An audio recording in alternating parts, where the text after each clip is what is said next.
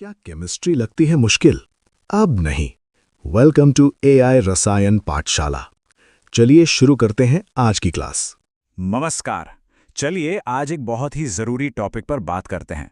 विलयन की सांद्रता मतलब कॉन्सेंट्रेशन ऑफ सॉल्यूशंस। और सिर्फ बात ही नहीं करेंगे बल्कि इसके न्यूमेरिकल प्रॉब्लम्स को सॉल्व करने के कुछ प्रैक्टिकल तरीके भी देखेंगे, खास तौर पर एग्जाम की तैयारी के लिए। तो सबसे पहला सवाल जो दिमाग में आता है वो ये है कि आखिर हम ये पता कैसे लगाते हैं कि किसी सॉल्यूशन में कोई सब्सटेंस मतलब कोई पदार्थ कितनी मात्रा में घुला हुआ है। सोचकर देखिए, सुबह की चाय में कितनी चीनी है या कोई दवा असरदार क्यों है। ये सब कॉन्सेंट्रेशन का ही तो खेल है। और यही सवाल उन सारे कॉन्सेप्ट्स की नींव रखता है जिनके बारे में हम आज बात करने वाले हैं। तो चलिए एक नज़र डालते हैं कि आज हम क्या क्या कवर करने वाले हैं। सबसे पहले हम समझेंगे कि कॉन्सेंट्रेशन मापना ज़रूरी क्यों है। फिर नॉर्मेलिटी, मोलैरिटी और पीपीएम की कैलकुलेशन देखेंगे। इसके बाद डाइल्यूशन और मिक्सिंग के कॉन्सेप्ट्स को समझेंगे। और आखिर में एग्जाम के लिए जितने भी ज़रूरी फॉर्मूले हैं उन सबको एक जगह समराइज करेंगे। ठीक है, तो पहला पड़ाव, सांद्रता क्यों मापें। देखिए, ये फिजिकल केमिस्ट्री की कैलकुलेशंस का कह सकते हैं फाउंडेशन है, एकदम बुनियाद। बोर्ड एग्जाम्स में तो ये एक बहुत ही इंपॉर्टेंट टॉपिक है, इसलिए इस पर पकड़ बनाना मतलब बहुत बहुत ज़रूरी है। चलिए अब सीधे मुद्दे पर आते हैं। हमारा पहला कॉन्सेप्ट है नॉर्मेलिटी। और इसे समझने का सबसे अच्छा तरीका क्या है? एक एग्जाम स्टाइल का प्रॉब्लम सॉल्व करना। तो हम साथ मिलकर स्टेप बाय स्टेप एक सवाल हल करेंगे ताकि पूरा प्रोसेस एकदम क्रिस्टल क्लियर हो जाए। तो सवाल हमारे सामने है। 5.3 ग्राम सोडियम कार्बोनेट यानी Na2CO3 को पानी में घोलकर 500 ml का सॉल्यूशन बनाया गया है। अब हमें बताना है कि इस सॉल्यूशन की नॉर्मेलिटी क्या है।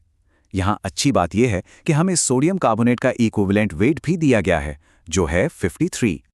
ओके, तो किसी भी न्यूमेरिकल को सॉल्व करने का पहला रूल क्या है? गिवन डेटा को लिस्ट आउट करना।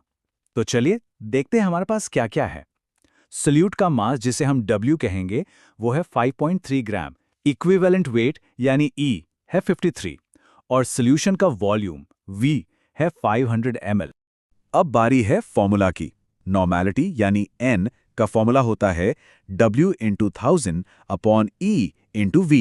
यहाँ एक बात ध्यान देने वाली है, V को हम ml में ले रहे हैं, इसीलिए हमने ऊपर 1000 से मल्टीप्लाई किया है ताकि यूनिट्स बैलेंस हो जाएं।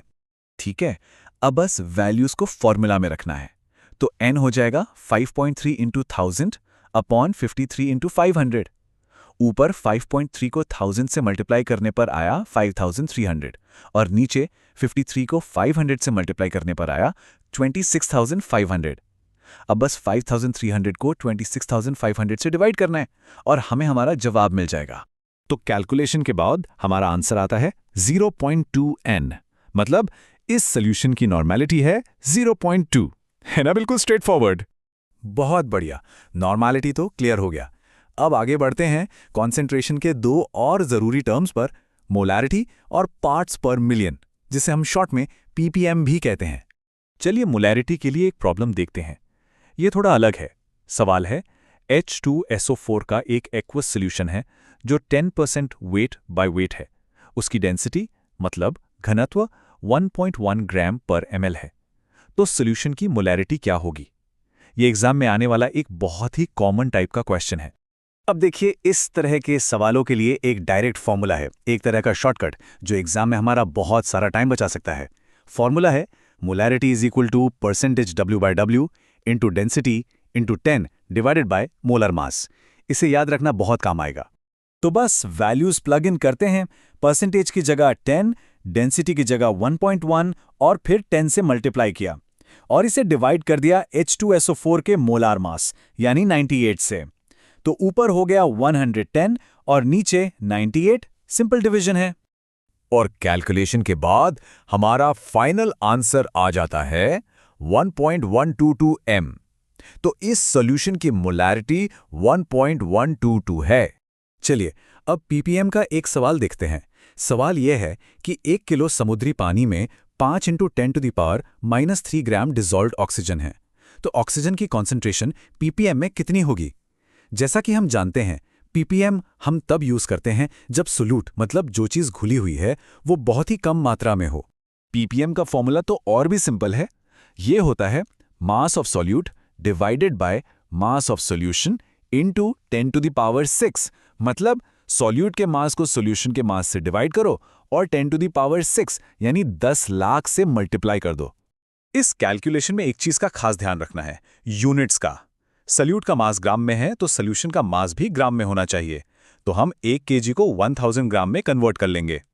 अब वैल्यूज को फॉर्मूले में रखते हैं, 5 into 10 to the power -3 upon 1000 into 10 to the power 6, और जब इसे सॉल्व करेंगे तो बड़ा ही सिंपल सा आंसर आएगा, और वो है 5 ppm। मतलब समुद्री पानी में ऑक्सीजन की कॉन्सेंट्रेशन 5 पार्ट्स पर मिलियन है।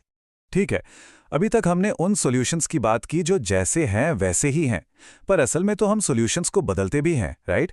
तो अब हम 2 कॉमन सिनेरियोज देखेंगे, डिल्यूशन यानी सॉल्यूशन को पतला करना, और मिक्सिंग यानी 2 सॉल्यूशंस को मिलाना। आगे बढ़ने से पहले इन दोनों के बीच का फर्क समझना बहुत जरूरी है। देखिए, डाइल्यूशन में हम सिर्फ सॉल्वेंट मतलब पानी जैसी कोई चीज मिलाते हैं, इससे कॉन्सेंट्रेशन तो कम हो जाती है पर सॉल्यूट की मात्रा उतनी ही रहती है। वहीं मिक्सिंग में हम 2 अलग अलग सॉल्यूशंस को ही मिला देते हैं, जिससे सॉल्यूट की मात्रा भी बदलती है और टोटल वॉल्यूम भी। चलो डाइल्यूशन का एक प्रॉब्लम देखते हैं। हमारे पास 0.5 मोलर HCl का 200 ml सॉल्यूशन है। सवाल यह है कि इसमें हम कितना पानी और मिलाएं कि इसकी कॉन्सेंट्रेशन कम होकर 0.1 मोलर रह जाए।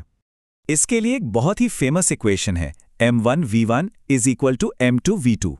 यहाँ m1 और v1 इनिशियल मोलैरिटी और वॉल्यूम है और m2 और v2 फाइनल।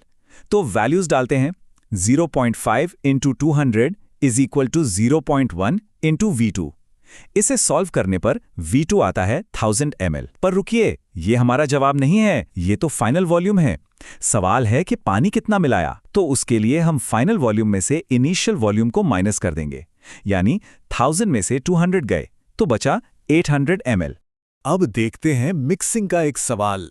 यहां हम एक ही सब्सटेंस यानी HNO3 के 2 सॉल्यूशंस को मिला रहे हैं। पहला है 100 ml का 0.2 मोलर सॉल्यूशन और दूसरा है 200 ml का 0.1 मोलर सॉल्यूशन। हमें बताना है कि फाइनल मिक्सचर की मोलैरिटी क्या होगी। इसके लिए फॉर्मूला है mmix is equal to m1v1 plus m2v2 upon v1 plus v2। Basically हम दोनों सॉल्यूशंस के मोल्स को जोड़ रहे हैं और उसे टोटल वॉल्यूम से डिवाइड कर रहे हैं।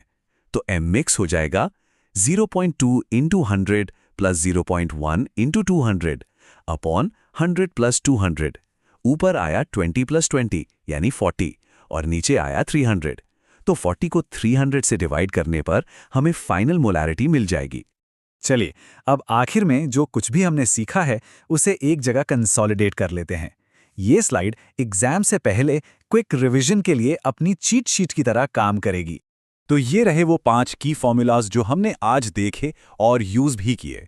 नॉर्मेलिटी का फॉर्मूला, मोलैरिटी निकालने का शॉर्टकट, ppm का फॉर्मूला डाइल्यूशन के लिए m1v1 is equal to m2v2 और मिक्सिंग के लिए mmix का फॉर्मूला। ये सभी बहुत पावरफुल टूल्स हैं इन प्रॉब्लम्स को सॉल्व करने के लिए। तो इस सेशन को खत्म करने से पहले एक सवाल छोड़ जाता हूं जिस पर सोचना काफी मजेदार होगा। कॉन्सेंट्रेशन मापने के ये जो सारे तरीके हमने देखे, नॉर्मेलिटी, मोलैरिटी, ppm, परसेंटेज, इनमें से हमारी एवरीडे लाइफ में, हमारी रोजमर्रा की जिंदगी में सबसे ज्यादा यूजफुल कौन सा हो सकता है और क्यों? इस पर जरूर सोचिएगा। आज के लिए इतना ही। जुड़ने के लिए धन्यवाद।